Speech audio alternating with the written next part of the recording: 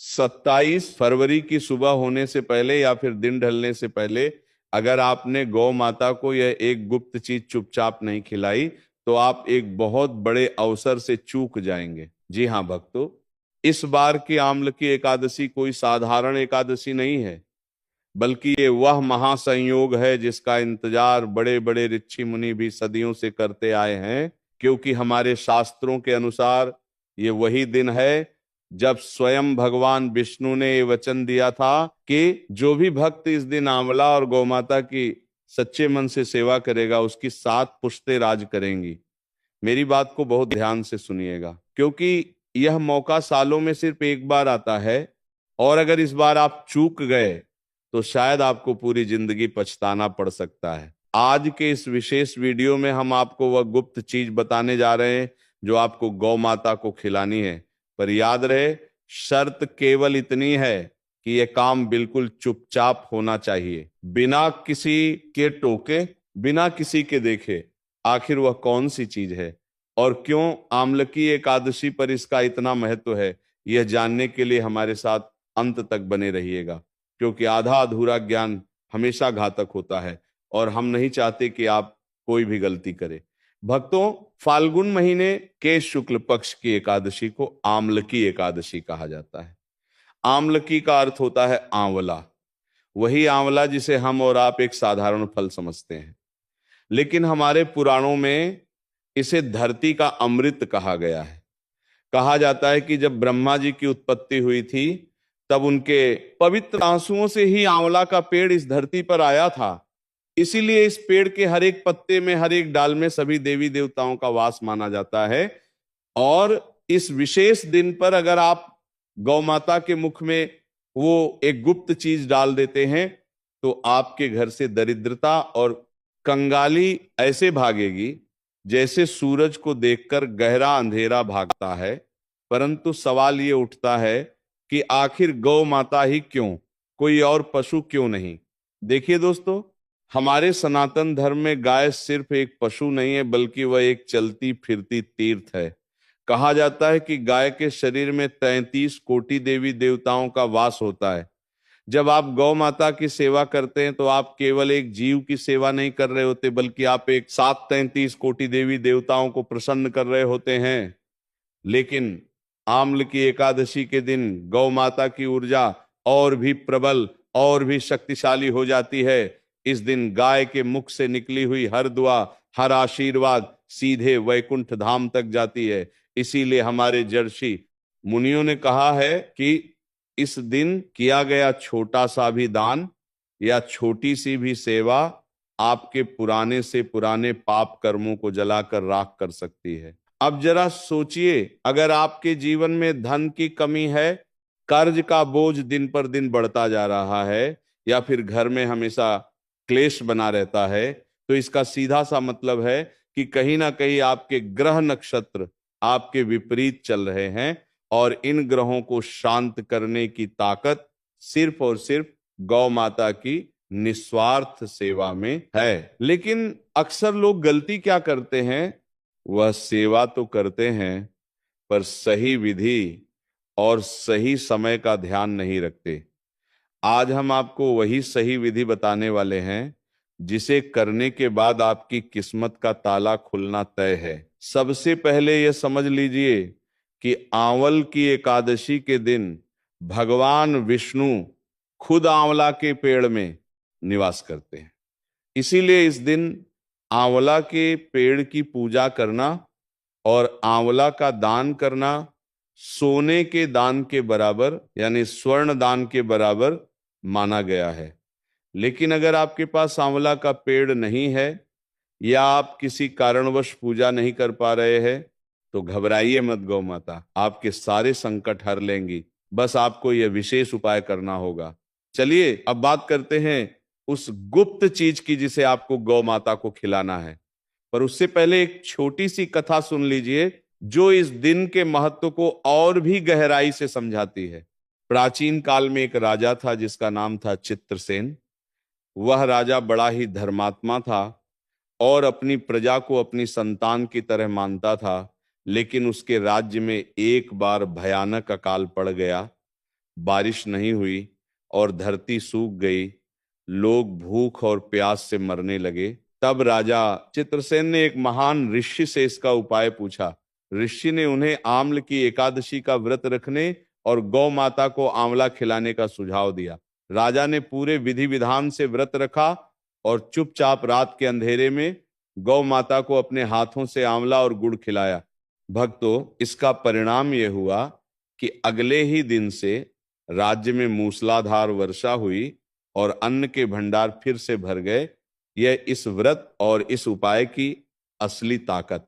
तो भक्तों, अब ध्यान से नोट कर लीजिए कि आपको करना क्या है। 27 फरवरी की सुबह जल्दी उठकर स्नान करें और स्वच्छ वस्त्र धारण करें।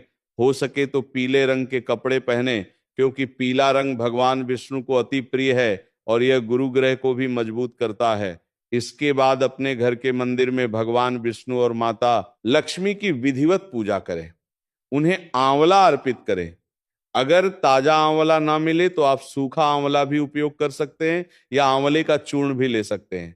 पूजा के बाद आपको अपने हाथों से एक रोटी बनानी है, पर ध्यान रहे यह रोटी साधारण नहीं होनी चाहिए। इस रोटी को बनाते समय आपको अपने मन में ओम नमो भगवते वासुदेवाय मंत्र का लगातार जाप करते रहना है, ताकि उस रोटी में मंत्रों की शक्ति समा जाए।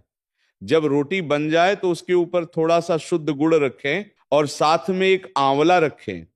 अगर आंवला बड़ा है तो उसे काटकर उसके छोटे छोटे टुकड़े कर लें, और अगर आपके पास आंवला नहीं है तो आंवले का मुरब्बा या आंवले का अचार धोकर इस्तेमाल कर सकते हैं, लेकिन कोशिश करें कि फल ही हो।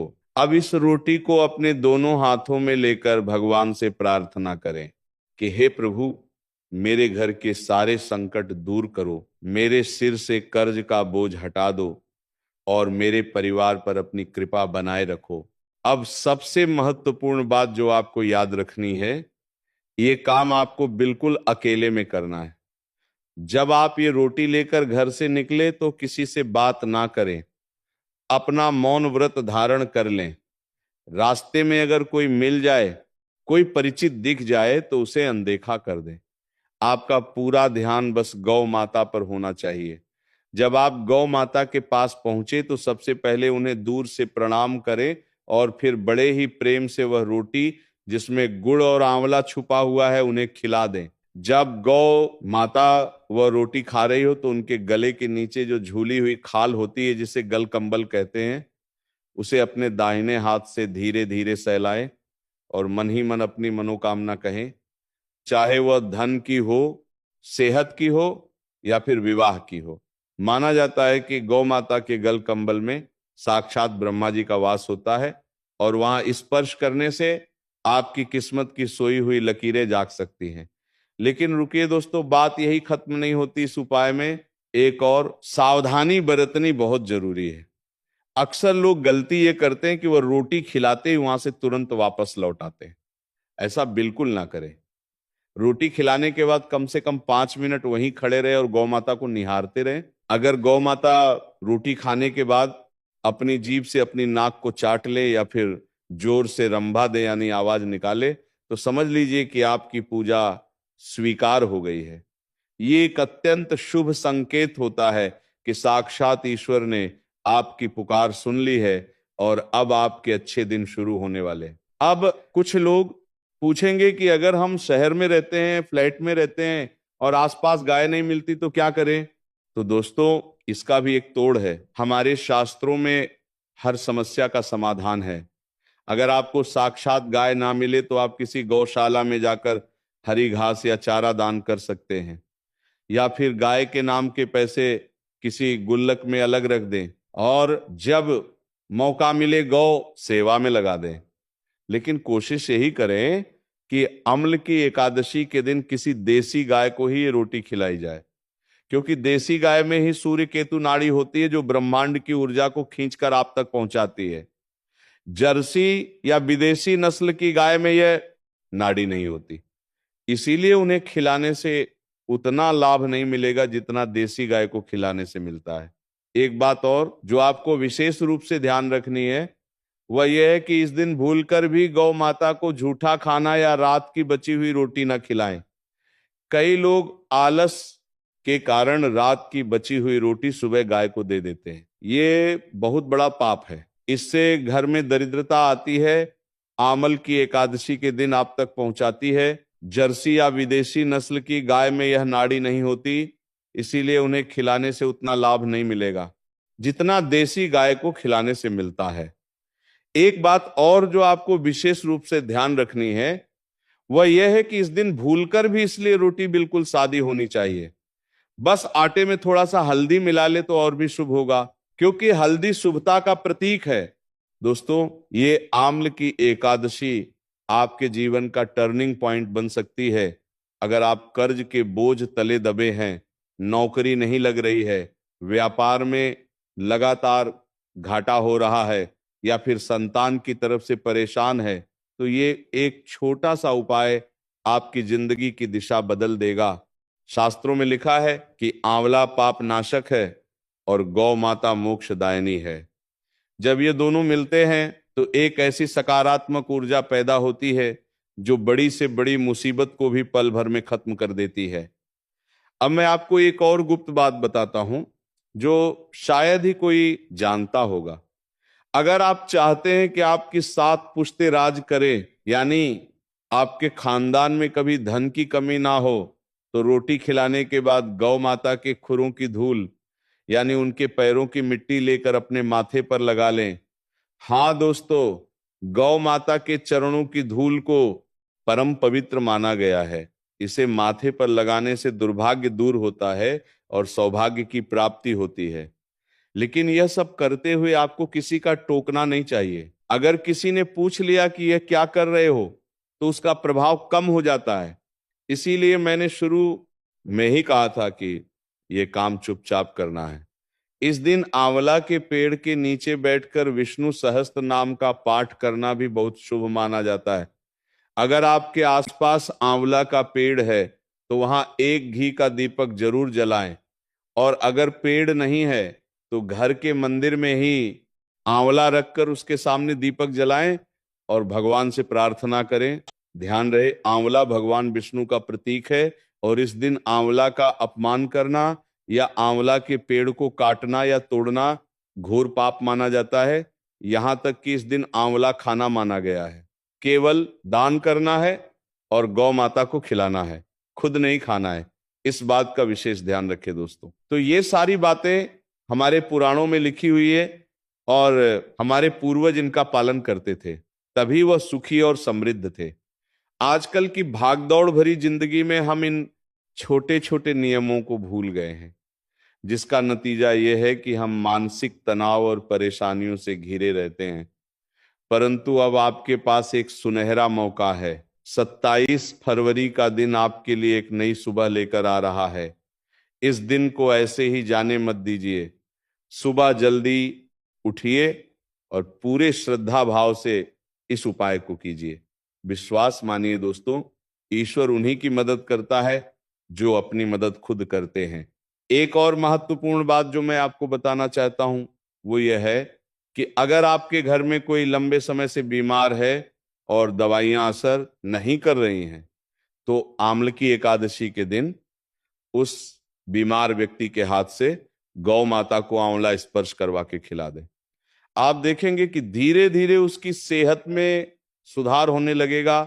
ये आंवला का चमत्कार है जो वैज्ञानिक रूप से भी सिद्ध हो चुका है कि आंवला में रोग प्रतिरोधक क्षमता बढ़ाने की ताकत होती है, लेकिन आध्यात्मिक रूप से यह रोगों को नष्ट करने वाला माना गया है। कभी कभी हम सोचते हैं कि इतने छोटे से उपाय से क्या होगा, लेकिन याद रखिए दोस्तों, एक छोटी सी चाबी बड़े से बड़े ताले को खोल देती है। उसी तरह ये छोटे छोटे उपाय आपके जीवन के बड़े बड़े संकटों को दूर करने की ताकत रखते हैं। बस जरूरत है तो सच्चे मन और विश्वास की। अगर आप मन में शंका लेकर ये उपाय करेंगे तो इसका कोई लाभ नहीं होगा। इसीलिए मन में दृढ़ विश्वास रखें कि मेरी पूजा जरूर स्वीकार होगी और मेरा बुरा वक्त जरूर बदलेगा। और हाँ, एक गलती जो अक्सर लोग करते हैं वो ये है कि उपाय करने के बाद वो सबको बताने लगते हैं कि मैंने आज ये किया, मैंने वह किया। शास्त्रों में कहा गया है कि नेकी कर और दरिया में डाल, यानी अपना अच्छा कर्म करके उसे भूल जाओ, उसका ढिंढोरा मत पीटो। जब आप अपने पुण्य कर्मों का बखान करते हैं तो उनका फल नष्ट हो जाता है। इसीलिए इस बात को अपने तक ही सीमित रखें और गुप्त रूप से दान पुण्य करते रहे, यही सच्ची भक्ति है। तो अपने घर में गुड़ और आंवला पहले से लाकर रख लीजिए, ताकि सुबह कोई भाग दौड़ ना हो और सुबह शांति से उठकर अपने नित्य कर्मों से निवृत्त होकर इस महा उपाय को अंजाम दें। याद रखिए, किस्मत दरवाजा बार बार नहीं खटखटाती, ये अवसर आपके दरवाजे पर खड़ा है, इसे अंदर आने दीजिए और अपने जीवन को खुशियों से भर लीजिए। जाते जाते एक आखिरी बात और सुन लीजिए, अगर आप इस दिन गौ माता को रोटी नहीं खिला पा रहे हैं किसी मजबूरी के कारण, तो कम से कम किसी गरीब को आंवला दान जरूर करें। नर सेवा ही नारायण सेवा है।